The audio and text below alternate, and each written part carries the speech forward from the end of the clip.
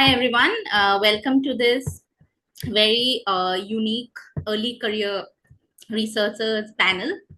And today we have with us two, sorry, almost their PhD students, Sohini Bhattacharjee and SRIJITA BISWAS. I've known their works for some time, and the purpose of having this ECR panel is to familiarize particularly young people with their fellow colleagues' work and push others to work on interesting aspects of food, which could go beyond, our conventional thinkings, particularly of sociology and anthropology, as well as allied disciplines such as development studies, cultural studies, etc.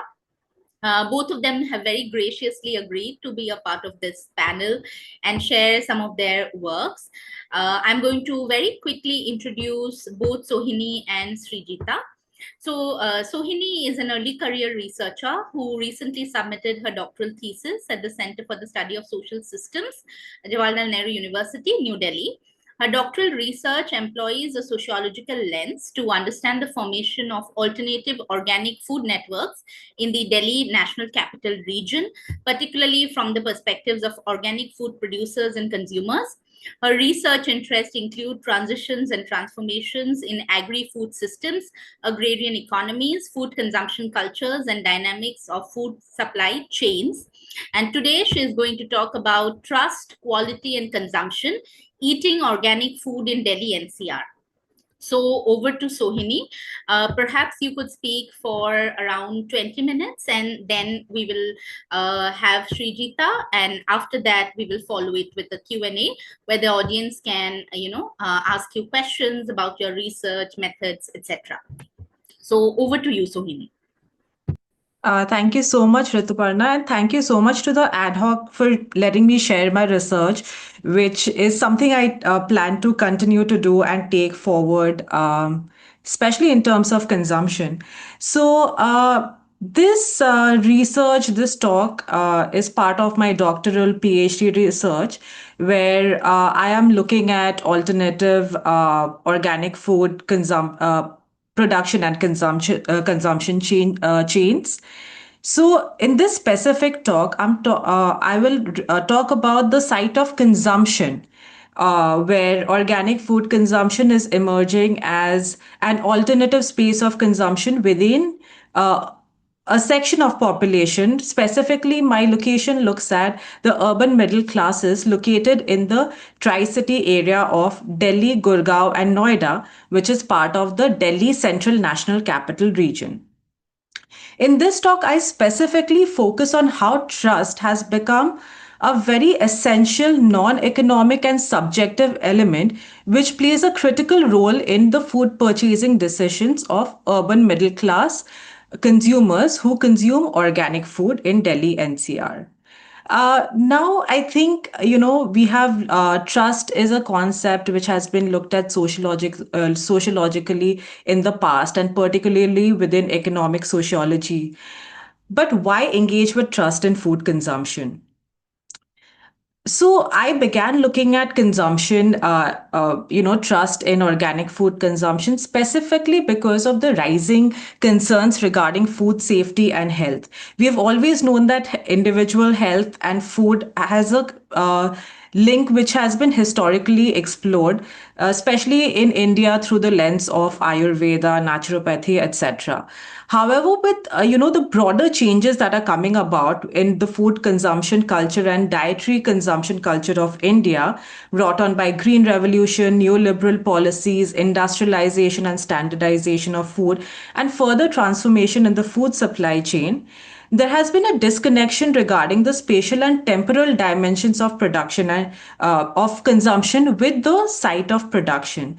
What we see is a shift of consumption towards industrial food and a growth of reliance on tech-based groceries and food delivery applications, especially in the urban areas. And especially this is true for tier 1 and tier 2 cities where apps like Swiggy, Zomato, etc. have come into the space.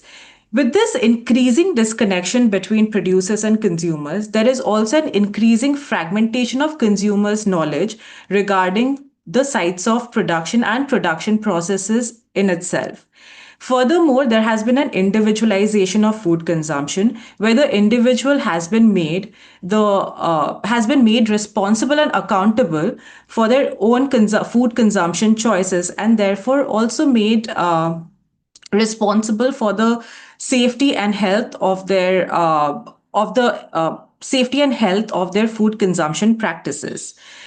However, the rising food scandal, especially now recently, we saw the food scandal regarding the spices available in the markets in India. There has been an erosion of trust in the food system. This is not simply true for India, but across the globe. Therefore, at this point of time, why non-economic elements such as trust, which are so subjective in nature, have become very important parameters to study when accounting for looking at people's dietary consumption and shifts in food consumption cultures. Specifically, in terms of organic food consumption, organic food is based on a credence claim, which differentiates it qualitatively from food that is produced within the space of conventional food system. That is, generally, it is in regulatory terms, it is associated with food products that are in accordance with specified standards for organic food production. Therefore, this credence claim is backed by regulations, especially with in the Indian domestic market. This regulation was brought about with the Food Safety and Standards Organic Foods Regulations in 2017. By virtue of this, organic food as a distinctive qualitatively differentiated product category became backed by regulations in the domestic market. However, this domestic market also has certain subjective understandings and positive associations attached with it. It is associated with a niche and premium market, and it is also tied with associations of healthy food, safe food, good food, clean food, and pure food. However, while doing my fieldwork, especially amongst the organic food producers of Delhi NCR, this understanding of organic as a different qualitative category of food became even more important. Organic producers would often state how the consumers trust them, which is why they purchase organic food from them. This became, therefore, the field view gave me a very important perspective into looking at trust. Furthermore, when I went into interviewing the consumers in the urban spaces who are most disconnected from the spaces of production of food production, the concept of trust, the idea of trust and the consumer's negotiation of trust became even more important, and it emerged as a result of my fieldwork rather than simply a reading of literature. Trust and its many synonyms were invoked throughout the interviews, making it a critical concern within the organic food supply chain in the region. Most of the consumers were were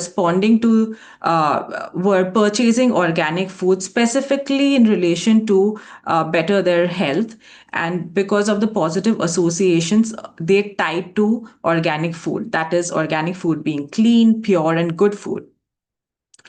So, likewise, in the urban areas, we have seen several studies have mentioned how urban middle class consumers in India are driving the demand for organic food consumption in the subcontinent. Therefore, it was the urban spaces and amongst the middle classes that I sought to do my research on organic food consumption in. So the respondents of my research are 19 organic consumers who I interviewed through semi-structured telephonic interviews between September of 2023 and November of 2023. It is important to mention that these interviews were followed after I completed my interviews with organic food producers. Furthermore, the urban respondents self identify as belonging to the middle class. The focus on urban consumers, as mentioned previously, stems from how metropolitan areas and cities are emerging as leading drivers of organic food consumption, specifically for certified organic products. However, it must also be noted that a growing clientele for organic food are emerging in urban areas of Panipat, Sonipat, Meerut in the Delhi NCR region, especially among the white collar professionals who belong to the middle classes. Furthermore, the 19 respondents that I am looking at, located within Delhi, Noida, and Gurgaon, consciously make an effort to purchase organic food, whether they're perishables, non perishables, or value added products. They purchase them directly from food producers, organic food producers, or retailers and intermediaries, primarily for their health concerns. The respondent set consists of 10 male and 9 female respondents who, to varying degrees, are responsible for making the food purchasing decisions within their families. The respondents are in the age range of 27 to 65 years. And out of the 19 respondents, 9 have or had themselves or family members engaged in agriculture or lived or are living in farming communities. Now, even the respondents, it is important to note, draw their understanding of what organic food means. Similar to an approach taken by the regulations and standards of organic food, which is that it is free of they are chemical free produce. That is, it takes a very input based approach to understanding what organic food means. Particularly, the respondents mentioned organic food is free from pesticides, followed by urea and DAP. However, other positive notions such as them being healthy, seasonal, and also propounding ideas of clean eating are associated with their consumption practices. Therefore, organic to them is a qualitatively different category of food than what is conventionally available in the market, what is conventionally produced food. Out here, specifically, also see consumers negotiate with the understanding of quality of food through looking by juxtaposing their consumption of organic food with that of conventionally produced food. Out here, we see them saying that, food which is conventionally produced sidelines the natural production processes, making them skeptical of modern food. They talk about how quantity or profit making and how the role of processed foods has led to increased risks regarding food consumption in contemporary times.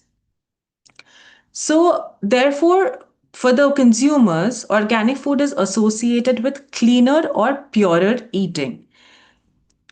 Unanimously for consumers, it is an individualized choice to consume organic food where they're consciously looking at it as a qualitatively distinct category. However, even when the consumers are aware of the associations of health risk and food consumption, they also look at organic food with some degree of skepticism. The skepticism regarding organic food persisted across all respondent groups, even across consumer stakeholders within the organic food systems and even organic producers. This is a result of growing distrust or mistrust within the conventional food system, where over reliance on agrochemicals, misleading advertisements, and nutritional claims, food adulteration, and specific food scandals have led to a growing discontent among consumers and various other sections of the community regarding food. This distrust in the conventional food industry extends to how organic food is viewed by the consumers as well. This distrust becomes even more evident and important as organic food claims to be a qualitatively differentiated product category, which also incurs a significant price premium.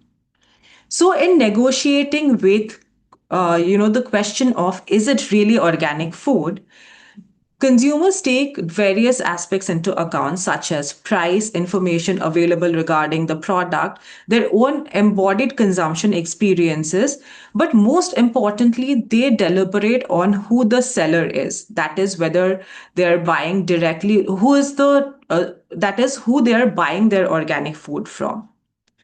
As a result, in understanding their organic purchasing activities and decisions, I have looked at trust across three categories of retail formats that the consumers of the respondents of this study engage with. First is when they're buying directly from producers, which includes farmers markets, farm shops, social media channels, that is the WhatsApp or Facebook or Instagram accounts of various organic farmers, and also subscription based organic farms. Second is the category of retailers or intermediaries, which include e commerce, organic and conventional retailers, supermarkets, and dedicated organic retailers. Third, I also engaged with how the organic food certification system affects the relation of consumer trust in organic food in the Indian context, especially within the urban context in India. So, firstly, regarding organic retailers, consumers are extremely skeptical of trusting organic retailers, but this trust is mediated and negotiated based on certain categories, such as how big or small the organic retailer is, whether it is bought from a physical store or from an e-commerce channel, or whether they're conventional retailers or dedicated organic retailers. In general, it is seen that there is a trust deficit when intermediaries enter the organic food supply chain. Smaller dedicated retailers are trusted more than larger aggregators due to the increased scope for interaction, belief in quality maintenance due to smaller operations, and their associations with specific causes and or organizations. Since the smaller dedicated organic sellers are believed to be more socially embedded, therefore they're also seen to be more trustworthy. Moreover, there is a section of organic brands which have been able to build a goodwill and a name for themselves in the market, and who have had a longer duration, who have been engaged in the retail market for a longer duration, who are trusted more by the respondents. However, when asked directly which channel would they prefer to buy organic food from, they all of them unanimously said that they would buy directly from the organic producer over other sources, especially when trust is the primary parameter for their decision making. Now, buying directly from farmers, whether it is at farmers markets, through farm shops, through direct marketing, which happens over WhatsApp, or through subscription based models of organic farming, the social embeddedness of these supply chains are what instills interpersonal trust in this economic exchange of organic food. This trust is based on knowing the farmer, their methods of production, and also their site of production. And often, this trust is based on a relational dimension. That is, it can also be extended to others who are associated with people that one knows. That is, they act as intermediaries in trust. Out here, the quality of the food becomes associated with the social relations that the consumer comes to associate with the organic food product that they buy through these economic exchanges. Therefore, buying directly from farmers is the medium that the organic consumer stated to trust the most. However, given the complexity of the food supply chains and the elongation of the food supply chains, it becomes very difficult for the consumer to actually engage directly with organic food producers most of their household consumption, purchasing of their household consumption and groceries. Therefore, the Indian government has come up with the organic label of Jaivik Bharat to provide a quality assurance to the end consumer of organic food. These certifications, however, have very low awareness amongst even the respondents, even my respondents who are consciously opting into purchasing organic food. And there is also very little institutional trust in this form of certification.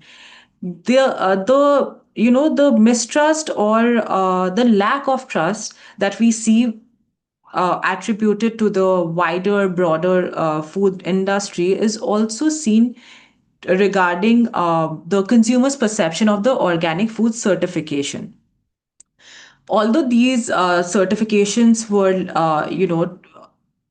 built to foster an institutionally guaranteed form of trust, most of the consumers didn't recognize the organic food labels that came in the packaged foods. Furthermore, while there is a general lack of trust in the organic food certifications, there is a certain belief that having certifications is better than having no certification at all, to check the rampant use of the term.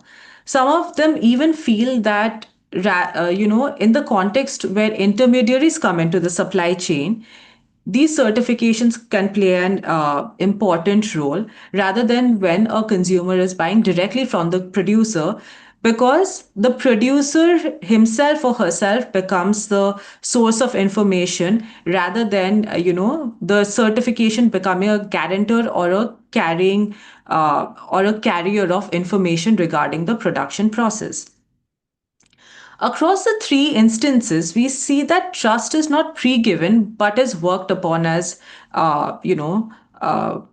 quoted by Giddens, between the truster, that is the consumer, and the trustee, that is the farmer or the intermediary that they're buying from. Out here, trust here, therefore, is negotiated based on interpersonal relations, frequency and quality of interaction, the context of interaction, preconceived notions of the food system, familiarity, and availability of information. Therefore, one makes a choice to trust one source of organic food over the other.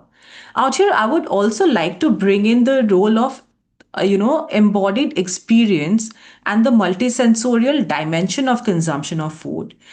uh, Consumers often mention that they could identify food and trust the seller of the food based on how they would how the organic food would taste. Therefore, being since organic food is consumed, taste has become also a parameter to help determine the authenticity of organic food by some consumers.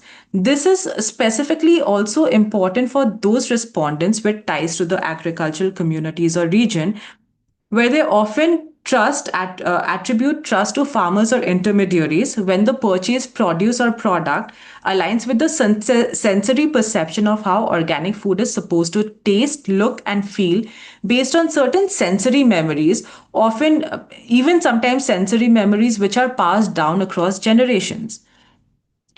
Therefore, we see that with health emerging as a pressing concern, organic food consumption has become a means of voting for one's own and one's family's health, where food consumption has become a matter of individualized decision making.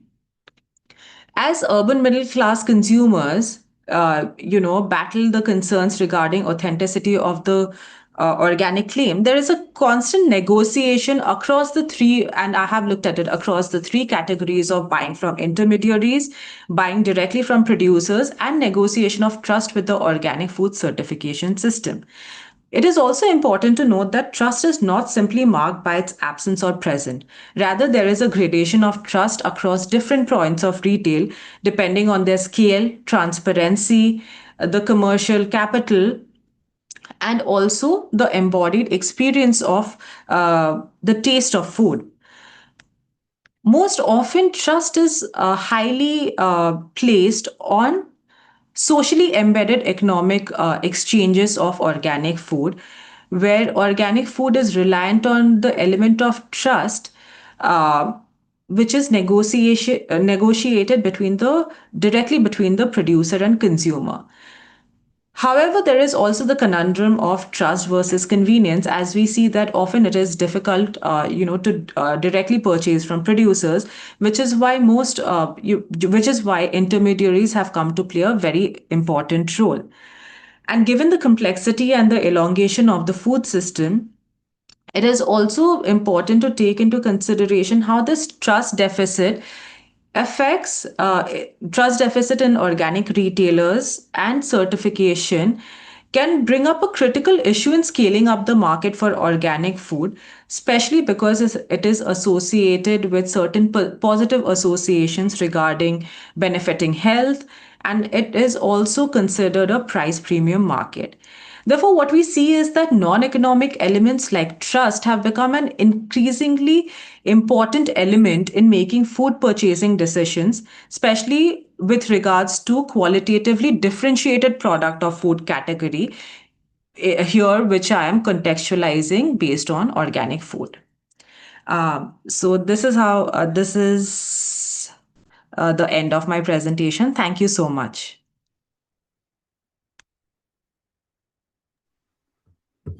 Thank you so much, Sohini, for that and for sticking to the time as well. Now we will have Srijita speak, and I'll also very quickly introduce our second speaker for today's panel. Srijita BISWAS is a PhD research scholar in the Department of Humanities and Social Sciences, Indian Institute of Science Education and Research, Bhopal, IISERB Bhopal to be short. Currently, she is working on the gastronomic evolution of Calcutta for her doctoral project and a special issue on the authenticity and ambiguity in South Asian food. Her research interests lie at the intersection of food, city space, and literature. She has written on binge watching, binge eating, popularity of K-dramas, and the emergent Korean cuisine in India, the PICE hotels of Calcutta, and also edited a short feature essay series on children's food culture for the Critical Childhood and Youth Studies Collective. She has presented her work at numerous platforms, and currently she serves as a board member of the Graduate Association of Food Studies, where she convenes a food studies lecture series called Edible Dialogues. So Srijita is going to speak about the PICE Hotels of Calcutta as a site of homely food and urban gastronomy. Welcome, and over to you. Thank you, ma'am. Hello, everyone. I'm Srijita, and I'd like to begin by thanking Dr. Rituparna Patgiri for giving me this opportunity to speak here, and also Indian Sociological Society for giving us this platform to share our research with a larger community. So today I'll be talking about the PICE hotels of Calcutta. These hotels are eateries that serve regular Bengali food or homely food, as my title indicates. But before that, I'll briefly walk you through the overview of the presentation. I'll just introduce you to my larger topic of my doctoral project, and then I'll address the literature review and gap, conceptualization, methodology, and discussion as we move. So in the first part, I'll discuss the PICE hotels as a site of homely food within the discourses of eating out. And the next part will be about why these eateries, which are sub-regional in character, are also repository of urban memory embodied in various forms of their representation in cultural texts and records. So I am from the literary studies background, so my methods are mostly tuned to literary studies and cultural studies. And I work on the gastronomic evolution of Calcutta, where I chart the gastronomic modernity as expressed in literary texts and records in contexts of eating out or public culture of eating. So what are PICE hotels? PICE hotels are popularly known as Bhater hotel or establishments selling rice, the regional staple, with items from the Bengali cuisine like dal, curry, and fish. PICE hotels derive their name from the Hindi word paisa, the lowest denomination of Indian rupee. Before adapting the decimalized system in 1957, in the former Indian currency system, 1 rupee was divided into 16 annas. Each anna was further divided into 4 pice. So PICE hotels takes their name from this currency denomination. And the speciality is, like you can see on your screen, that there is a chart, there's a menu. The menu of the PICE hotels are dynamic. They keep on changing based on the market rate of produce available and also the kind of seasonality. So the menu keeps on changing. It's a dynamic menu. The items on the menu are also subject to the produce, like I said, and seasonality. Again, their popularity as Bhater Hotel or Rice Hotel attunes to the fact that Bengal is a rice-eating state due to its deltaic geography and regional ecosystem. The importance of rice is paramount culturally, and that there are phrases like bhat khawa substitutes for the act of taking any meal. For instance, if anyone asks you bhat khecho, have you eaten rice? It might just mean that they're inquiring if you have eaten at all. So therefore, the importance of this rice in the regional culture naturally makes spice hotels a good and affordable option for the people to eat on a daily basis.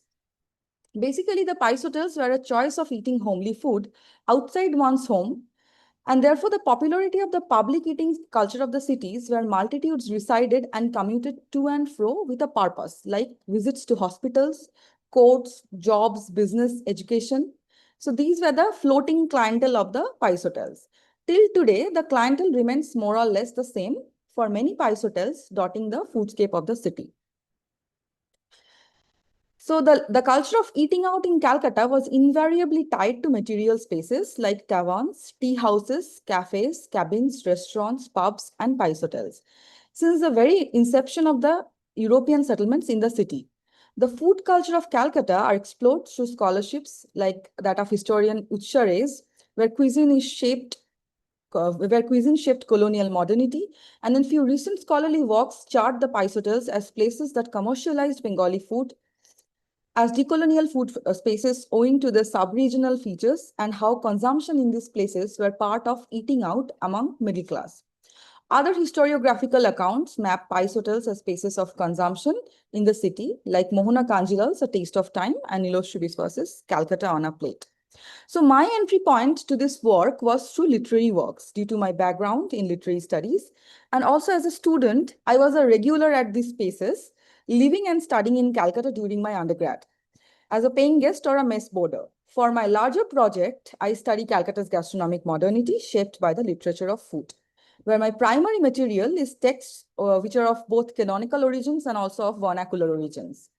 Let's say the canonical origin in this case, in studying the Pice Hotel, would be Vibhutibhushan Bandyopadhyay's Adorsha Hindu Hotel or Kolul Lahiri's Indubala Bhatir Hotel. And the more I refer to the vernacular origin would be, let's say, the personal essays, then the blog posts or memoirs, such kinds. So these are the primary materials.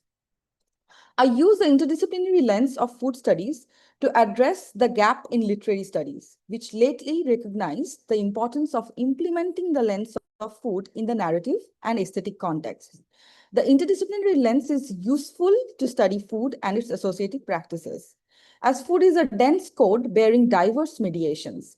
In my methodology, I foreground the role of literature through close reading and context analysis of the forms of representation, as literature provides a nuanced understanding of the politics of representation, which can sometimes be overlooked in statistics, data sets, or in historiography.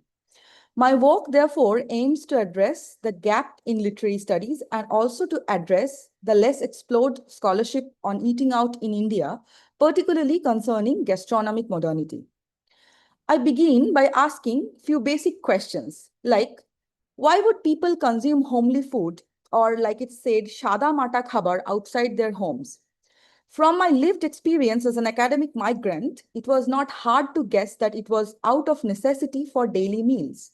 From cultural producers like artists, entertainers, poets to unskilled laborers, for the docks and industries, agents, businessmen, students, brokers, contractual workers, artisans, middlemen, and clerks, all time they came to the city with different aspirations since the onset of the industrial modernity during colonial times, which increased with post-colonial intra-migrations. Such movements created a heightened demand to eat out, as we see in Frank Conlon's study of dining out in Bombay or the making of national cuisine as studied by Arjun Appadurai.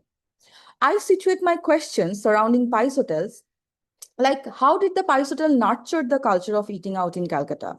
How can the hotels be read as a site of urban gastronomy?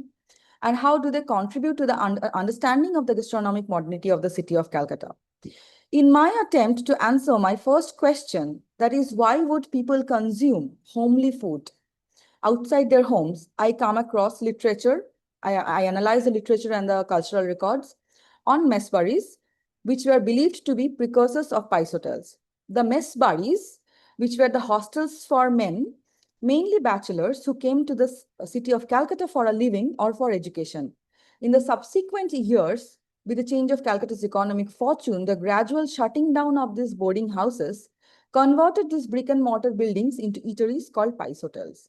A prominent example of this metamorphosis that ties the Meswari to the Pice hotels would be Mohol Restaurant at 6 Ramanath Majumdar Street. The new spaces of habitation and consumption in the form of Bhater Hotel and boarding houses or the much touted Meswaris, which was soon reflected in the literary imagination of writers like Premendra Mitro, Jibanananda Das, Rajshekhar Basu, Shibram Chakraborty, Premankur Atorthi, Narayan Gangopadhyay, or Sharadindu Bandyopadhyay. The boarding house at 134 Muktaram Babu Street became famous as the address of renowned Bengali writer Shibram Chakraborty, who humorously proclaimed about his austere life in a single room of the house with his characteristic wit. He even mentions the Mesbari mill as Muktarame theke Toktarame shue Shuktarame kheye ami Shibram, loosely translated as I live in Muktaram Street, which he puns on the word Mukto Aram, or free unlimited comfort. My bed is a Toktaram or wooden plank. I duly thrive on Shuktaram, which is a common Bengali mixed vegetable medley made of bitter gourd. And my name is Shibram. This is how he would introduce himself and his coordinates in the city, his address. His line summarizes the lives of many such single men or bachelors in Calcutta. Thus, we see the necessity for eating out changing the nature of urban sociality and material culture through the shifts in the living patterns and the gastronomic trends of the city. However, apart from these eateries that were essentially attached to the mesbaris, there were others that flourished independently to serve food to the city's traveling populace and working class. That is, catering to the daily fare of migrants commuting between the city and hinterlands, or those heartless populace. So during the formative phase, what were the gastronomic dynamics in the Pice Hotel and their further continuities, through which they nurtured the culture of eating out? Or how can the hotels be read discursively to understand the urban gastronomic modernity of Calcutta? So these hotels have negotiated the tides of modernity from strict caste conventions to a flexibility along with the society, and was configuring, as the society was configuring due to intermingling of modern professions that was essentially not coded by caste or regional assumptions. The modernization process entailed a readjustment in several boundaries.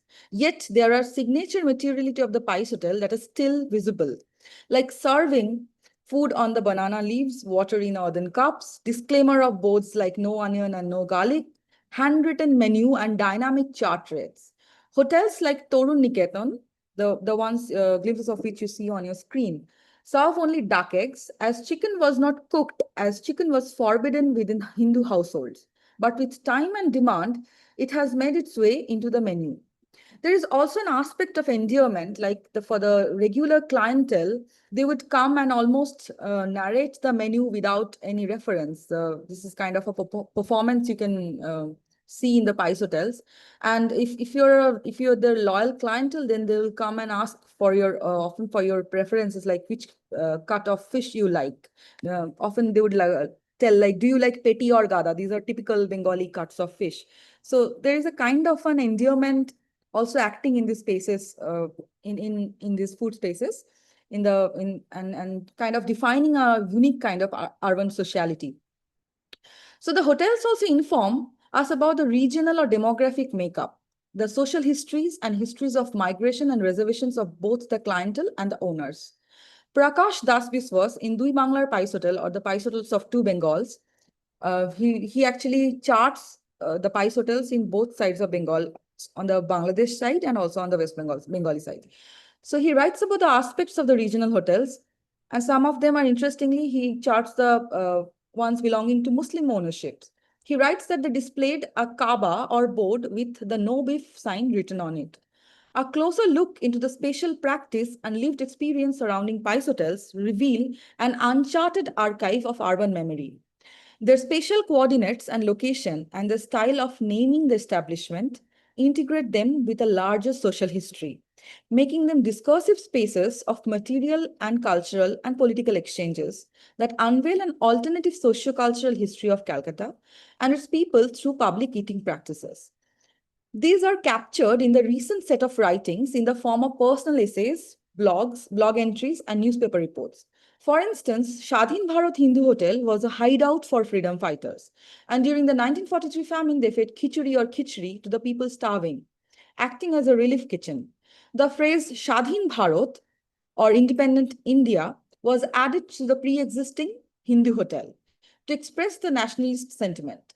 After independence, M.N. Panda, the founder owner of Shadhin Bharat, he made this change in the name of the hotel. Another hotel would be Young Bengal Hotel, situated in Khidirpur, which took its name from Young Bengal, a radical association mentored by Henry Vivian de Rosio.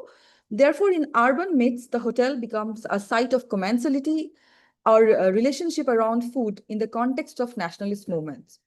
Being a repository of other forms of urban memories, these hotels exhibit the evolving understanding of heritage. The recent body of writing, for instance, the blog entries and numerous media content in digital space, ascribe a status of heritage based on urban folklore. Thus, Mohol inherited the Mohol restaurant I was referring to. Mohol, inherited by Sandeep Datta from his grandfather Nandalal Datta, become an inseparable site of material and cultural exchange owing to its past as a famed presidency boarding house, sheltering literary stalwarts of Bengali modernism like author Shardindu Bandyopadhyay and Jibanananda Das. It is said that the famous Bengali detective Bomkesh Bokshi was created by Shardindu Banerjee in this boarding house, which was fictionalized in the first story of Bomkesh series, Shottanneshi.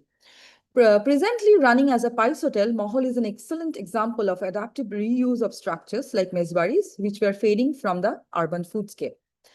Thus, to conclude, the ambiguous modernity define and reflect in food practices and food establishments like PICE hotels, with its relaxing caste boundaries and its acts of transgressing prevalent orthodoxies. It inevitably led to the revision of practices in everyday life. Choices of food consumption underwent alterations as new spaces and varieties of comestibles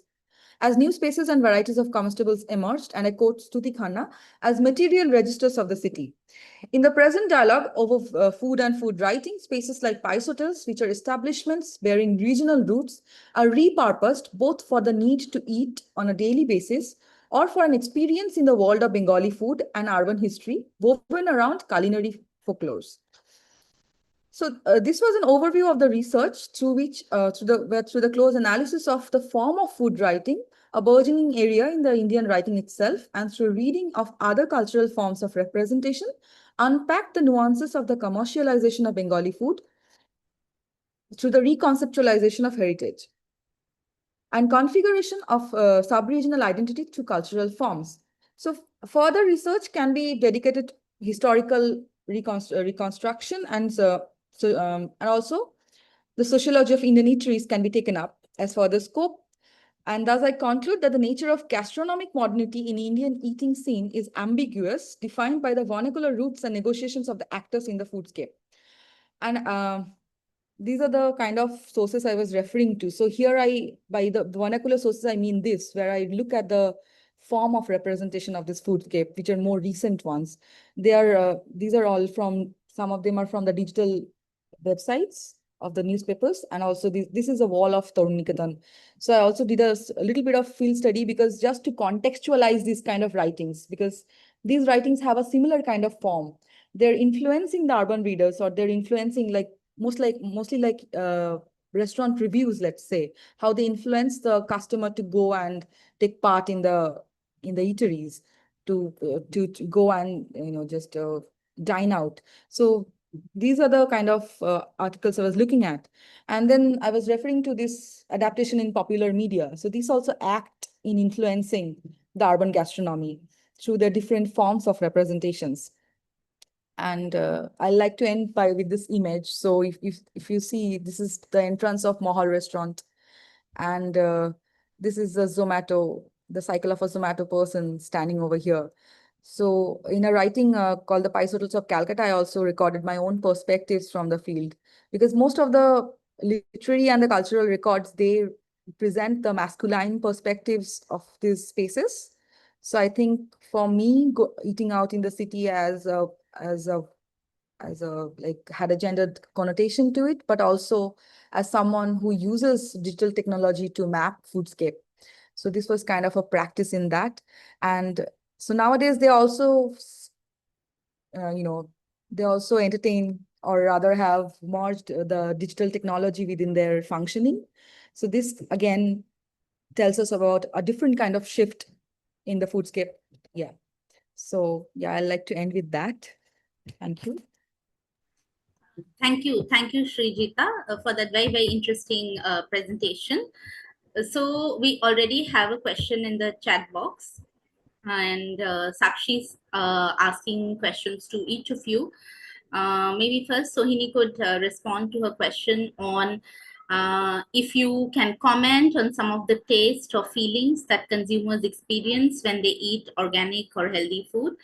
And I was wondering if Srijita could comment on some of the affects that circulate during the eating feeding process at PICE hotels today. Okay, should I respond? Yeah.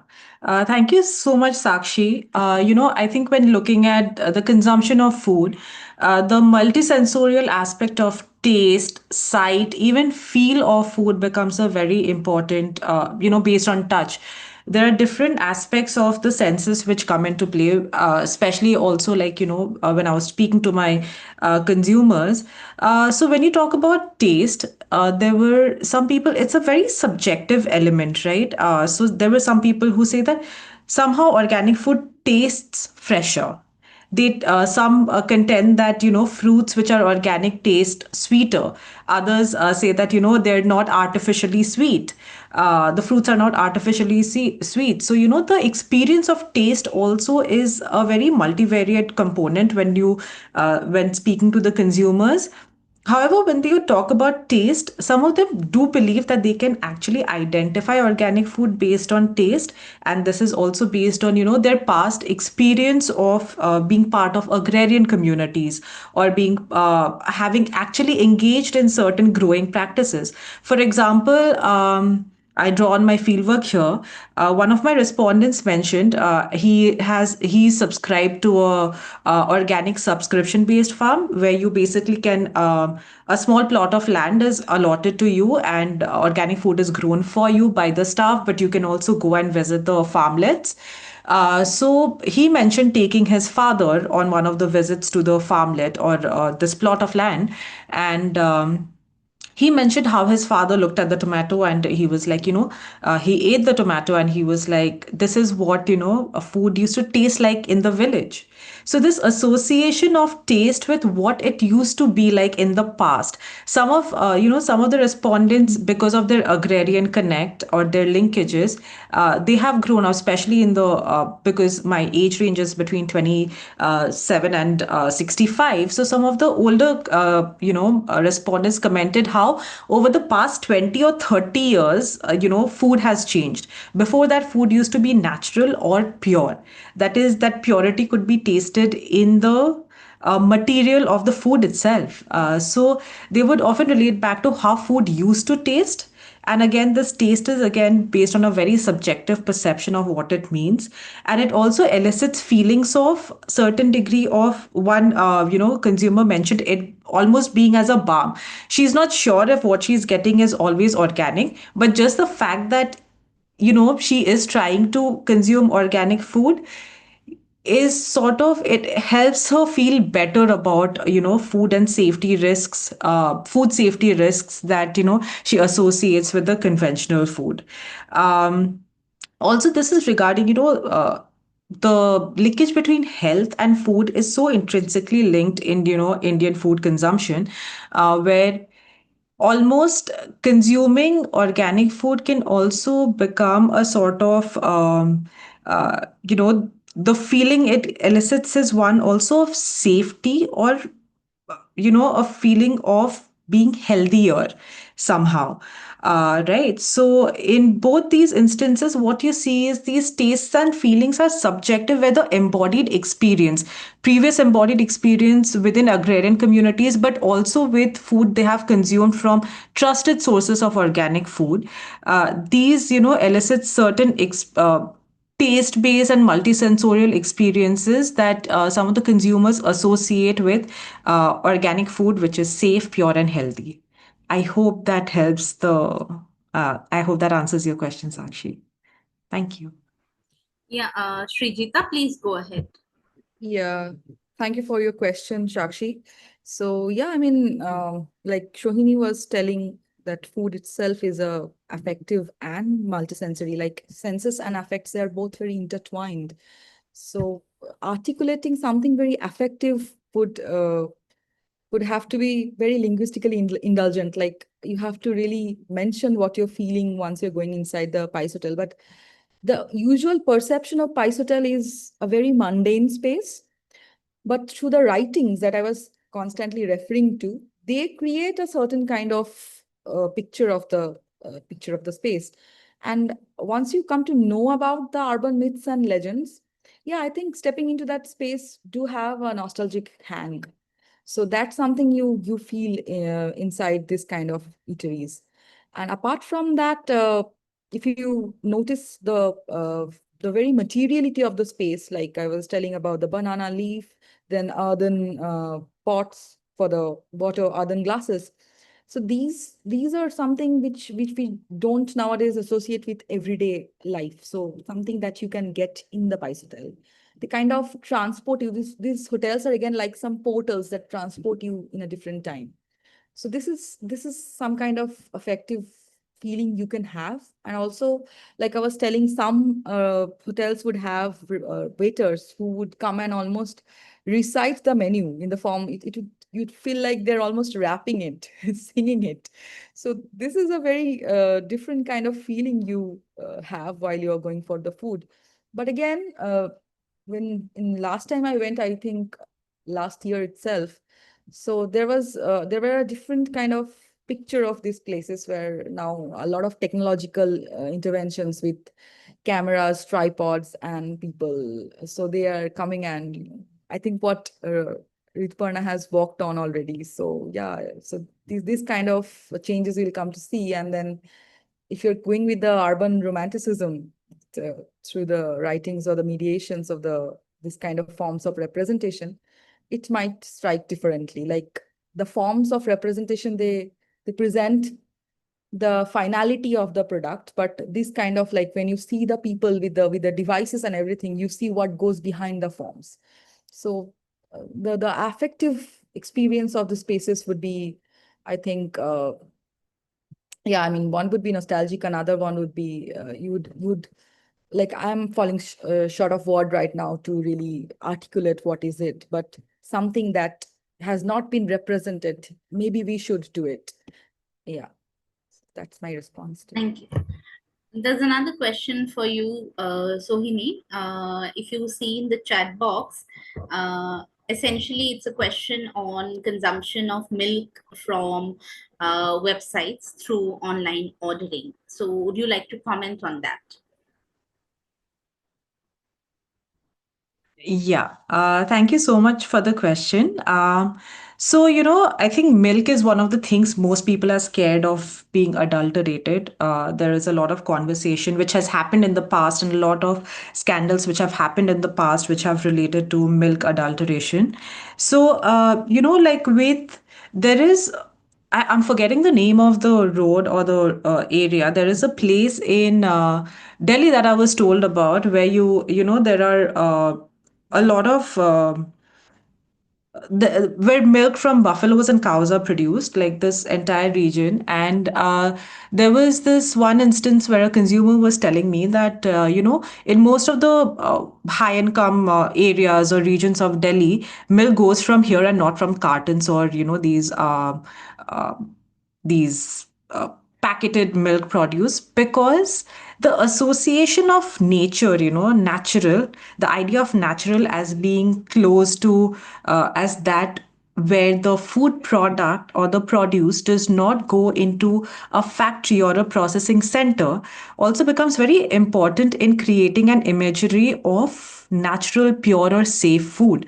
So even though it's diluted and there are possibilities of adulteration, which are also there when you're directly buying from the from people, or this thing. So, but the also, this idea of closeness to the producer is also a very important factor. The freshness with packaged milk, they are kept in the store for a while. So the idea of freshness is not really linked to packaged milk. On the other hand, someone who is bringing you the milk every day from buffaloes or cows, which are in near proximity, they do elicit this sense of freshness, this sense of closeness to the site of production of your food. And also because it is a more socially embedded economic exchange which is happening, where you are where there is some knowledge of where and who is producing your food. That also draws in the idea of how socially embedded relations can also bring in trust and establish trust within an economic exchange. And this is something economic sociologists have spoken about at length, where interpersonal relations are extremely important, especially interpersonal relations which are based on previous knowledge of the producer or past experience with the products of the producer. So even in spite of these packaged milk produce which are available in the market, the preference to directly go to the producer or to the seller is a very important, important linkages, which talks about how these face-to-face short food supply chains continue to be important, especially in relation to food products such as milk, which have had a huge history of scandal in India previously, not simply India but across the world. So these socially embedded imageries of freshness, in interpersonal trust, interpersonal relationship, which leads to a building of trust, are very important in continuing, continuation of these direct relationships between the producer and consumer. I hope it answers the Right. question too. Thank you. Sabari has a question, so you can just go ahead and ask it. Hi, thank you, both the speakers. I think my name, there is an issue with my name on the screen. So thankfully, like I have had the opportunity to have a discussion with Sohini a couple of weeks ago. So my question is to Srijita. Um so thanks a lot for your presentation, but it's a bit unclear as to like what timeline are you looking at? So like maybe you are doing it in your thesis, but didn't want to show in the presentation because of time issues. But like, so I'm a bit confused as to whether you're doing a social history with a bit of ethnography, or a contemporary ethnographic fieldwork, or an ethnographic fieldwork looking at the contemporary times with a bit of social history. So I understand that you take into account changes and also um other aspects related to the change in the space also, but like I'm not able to understand, like you seem to straddle between both these aspects, so it will be clear as to like how you are working out. And secondly, you also talked about uh, I mean uh, getting past caste barriers, but like in these spaces, like trying to shackle like caste barriers, but also you mentioned like no onion, no garlic messages, and also uh, no chicken because of it's not considered as a Hindu food. So uh, so Hindu, it also has a very caste connotation. So how are you accounting it for? So these are my questions. Thanks a lot. Thanks a lot for your presentation. Yeah. Srijita, there's another question in the chat box for you from Sanchita. So perhaps you could address it as well,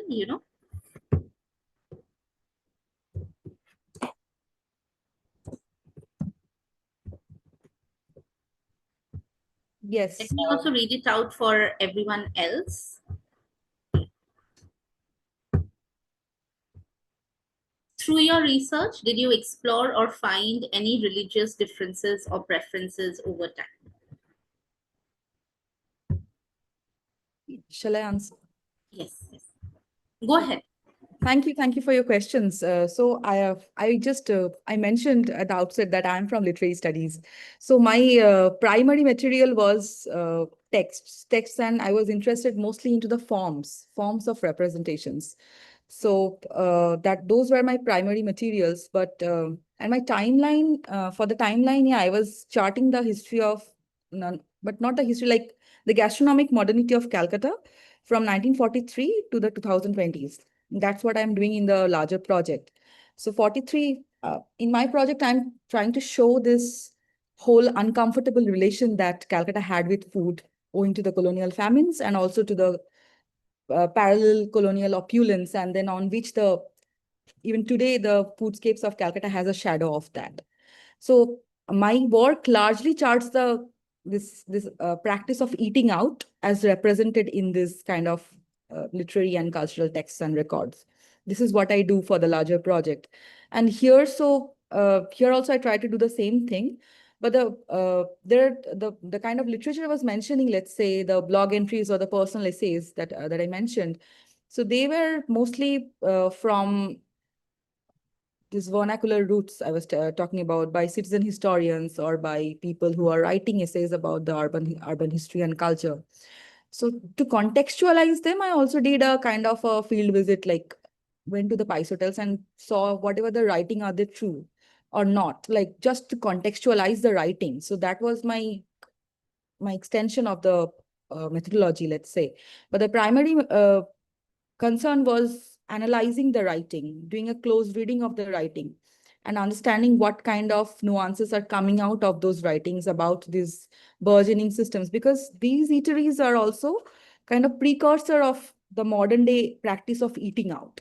So my whole idea was to chart the gastronomic modernity through the practice of eating out in Calcutta, where I'm looking at different kind of eateries like the cabin restaurants, the Pice hotels, and also the neoliberal cafes.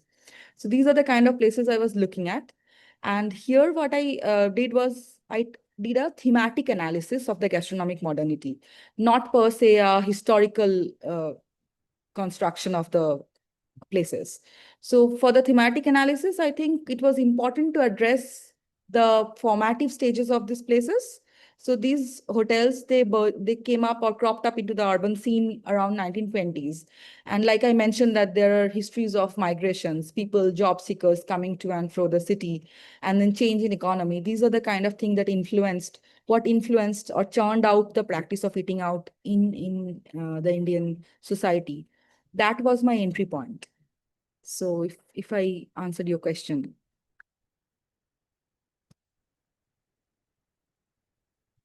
I Yes, don't yes. hear. Maybe a bit about this breaking of caste barriers, like on the Okay, question. yeah. Sorry, I just missed it. So yeah, I mean, so these places were also commercial establishments, and like I tried to imply throughout the presentation that how clientele was important for these places. That's why I think the revisions that these eateries made was also based on the kind of clientele. What were the demands of the population coming to eat? Um, Earlier, it won't be, let's say, if you read two different kind of accounts of on Pice hotels from, let's say if you read Adorsho Hindu Hotel, this text I was referring to, and if you read right now the blog entries of Indrajit Lahiri, who is this famous internet personality as well, they're very different. So they reflect a kind of the change in the clientele, but also they also reflect how surreptitiously the eating practices themselves changed in the matrix of these eateries. So the transgression of the caste codes I was mentioning. So initially, chicken was a proscribed item. That's why it was tagged as baided khabar or outside food. So again, with medical manuals and a lot of improvisations, chicken was accepted within the ambits of the household. So these hotels, they tried to stick to the caste codes because now they also need a clientele which will who will come. That's why the Hindu hotel, this particular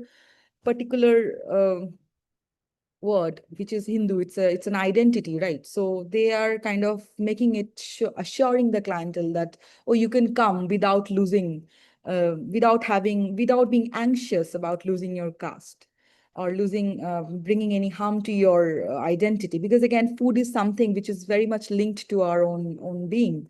So that was the nomenclature was that kind of marketing strategy as well. But with time, what happened? Let's say with the proliferation of the medical manuals which were propagating how chicken was nutritious yet inexpensive source of protein. Now it also came within the material practices of the PICE hotels. And thus, I was trying to say that while they maintained a kind of they attuned to the kind of the caste codes, but also there was a fear of losing the clientele. So this kind of the codes of eating in the PICE hotels are governed or dictated, defined by the clientele, which is also true for any kind of eatery in Indian society. I think if you look at the later on, if you look at the restaurants proliferating and read the stories about them, so the characters, they always think about this anxiety of caste, of consuming.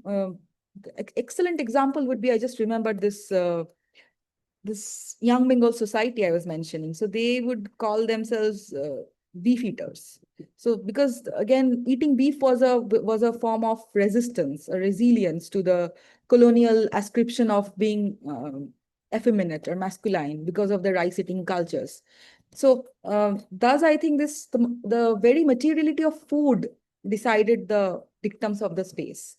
So here in terms of the eateries, they chose the food in order to respect their clientele's dictums. Because again, like I said, that it's a place of economic exchange. They have to care about who are coming to eat. But with time, again, with the modernizing process, like I mentioned, so many professions coming together. So this even the PICE hotels would be now people from who are clerks, who are different kinds of professions. They're modern professions. They don't care about the caste codes. So the intermingling naturally happened. So these kind of, I think, aspects also help the PICE hotels themselves to modernize with their modernizing clientele. Yeah. Thank you. Another question I had, I think, in the chat, who was asking, I think someone mentioned about the religious and, sorry. There is another question for you on a similar line on, religion and how if nomenclature and religious pictorial representation play a central role in determining the clientele of these spice hotels. Yeah, I think I partly or answered this question. Like I addressed it. I was exactly addressing this question, that how this nomenclature or this kind of, nowadays they'll call it infographics, let's say, how they cater to the clientele there. And but someone asked about the religious Differences and preferences over time. preferences over time. It would be nice if they could define it more, like what kind of differences and preferences, any particular religion. So that would be nice. But again, like there was, at most I can say is, if you read about these spice hotels and their clientels again, so the Muslims, they would never have any kind of anxiety to go and eat at a Hindu spice hotel, because they know that Hindus won't eat beef, but also they won't cook pork.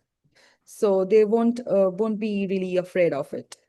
So yeah, I mean, that's why, like the materiality, the choices of foods that was these spice hotels were catering to, or the large section of the clientele they were catering to, they themselves, I think, stated the facts out, what was available. After all, we go to the restaurants nowadays, we are more informed eaters. Earlier, so much information was not loaded into the foodscape. So I think that time a word of mouth also acted as a negotiation, that what kind of clientele would be appealed by this kind of eateries. So that is one thing along the religious and this preferences, yeah, religious differences or preferences. Thank you. Thank you, Srijita. So, Sohini, there are also some more questions for you. In your research, did you link it with the slow food movement? If so, how? And how likely is it that for someone living in an urban space and project as a consumer of organic food reflects a sense of eliteness, or even what Veblen's terminology would call conspicuous consumption, given the fact that organic food is not always affordable? So, you can respond to both questions. Yeah, thank you so much for the questions. So, with regards to the first question, and my research's link with the slow food movement. So, broadly, yes, there is a linkage in terms of they both have emerged, whether it's organic food consumption or the slow food movement, have been responses to, the changing food consumption and dietary culture. Slow food movement emerged as a response to the fast food culture. In the global north. And organic food consumption too was seen as a response to the industrial food or industrially processed and produced food. So these all fall within the wider ambit of what you could see as alternative food consumption. And there are certain aspects of movement dimensions, that you can relate to organic food consumption, although I'm looking at it as individualized spaces of household organic food consumption.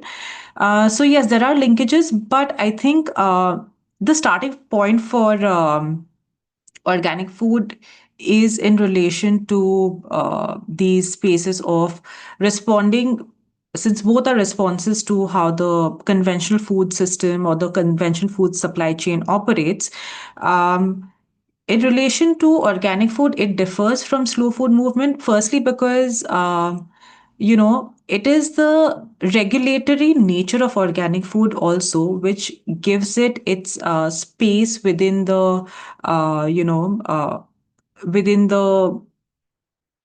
food supply chain, or more, it's one of the eco labels which are most recognized in the world, right?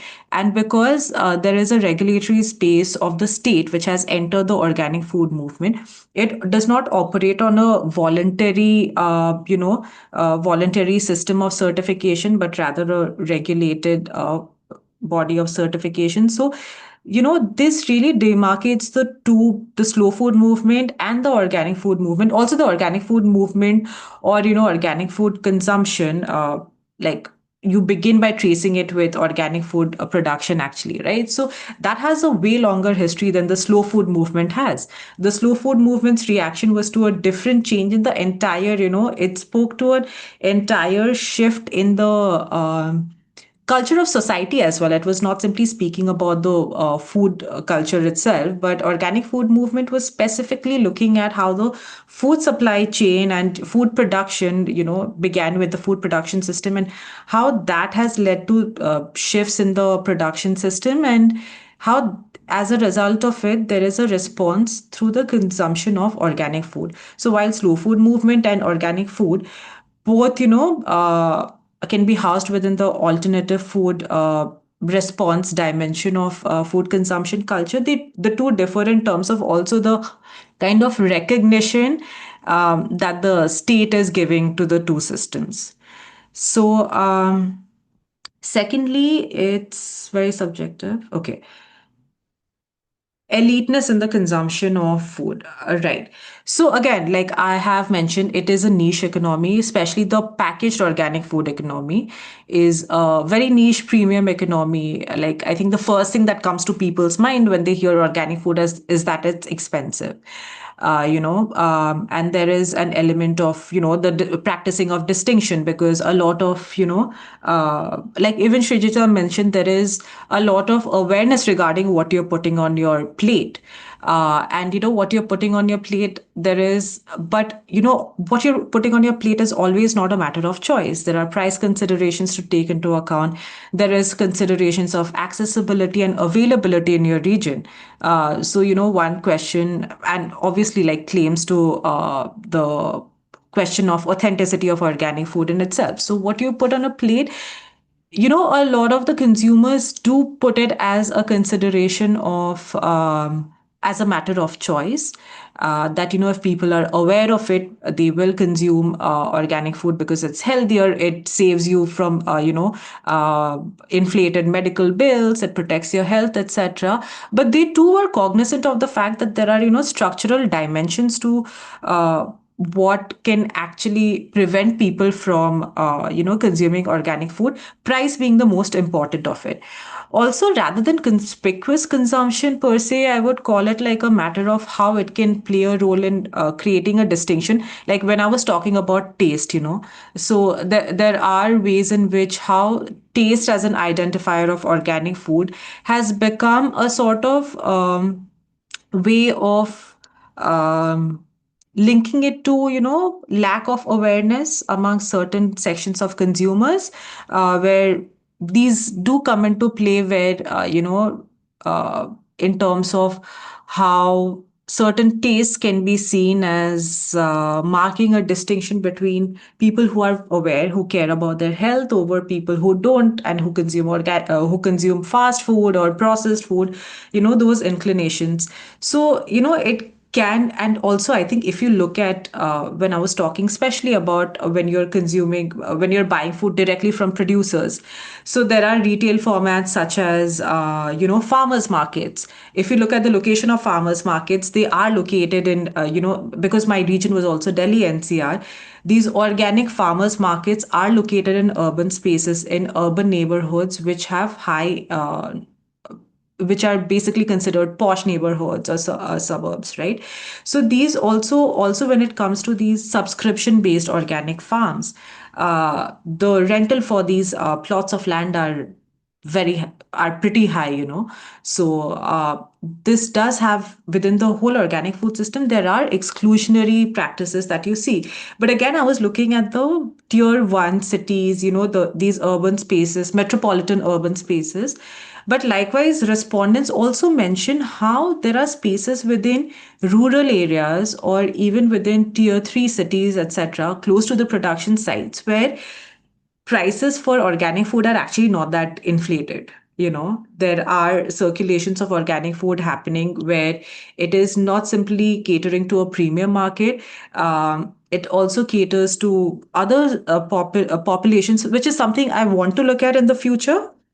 It's not something I have looked at right now because, based on reading of literature, for me, the spaces were of these metropolitan spaces of Delhi, Noida, and Gurgaon. But yes, it can be a space of distinction, but there are also areas which are organic by default also. These are the areas I have studied are organic by design. That is, the producers are converting from chemical to organic farming. And the region of my study is also the green revolution belt, right? It is ensconced in the green revolution belt, which really affects the nature of food consumption culture here. But there are by default region of organic production also, like maybe the rain fed areas or the hilly regions where organic food is consumed. They may not be packaged labeled organic, but they are organic by default, or basically what you would call maybe even natural food, because now there is also a distinction between natural food and organic food. So yes, it can be a space of distinction and discrimination, but there are also other spaces which are not really accounted for in a lot of literature and in a lot of spaces, because we tend to look at packaged organic food. Sorry, I was muted. Thank you so much to both our speakers for their thoughtful presentations, and to the audience for engaging so beautifully with the speakers, even on a Sunday evening. So thank you once again to all of you who joined. If you want to listen to the speakers again, the video will soon be out in the YouTube channel of ISS, and I'll keep you posted about future events. So thank you once again.